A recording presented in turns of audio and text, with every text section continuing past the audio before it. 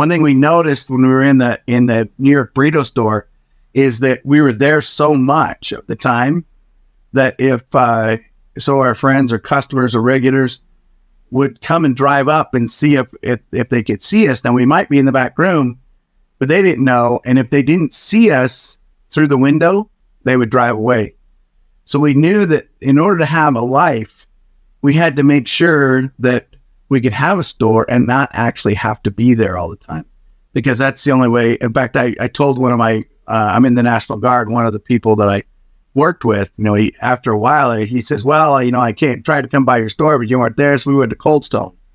And I said, I appreciate you stopping by because it really does make a difference. I said, but when it really comes down to it, I said, if I have to be there in order for you to support us and you're going to go to my competitor, then you really make me a slave because now I have no life. I have to be there just for your order. And I said, that's not, and he says, well, I apologize. I didn't even think about it like that.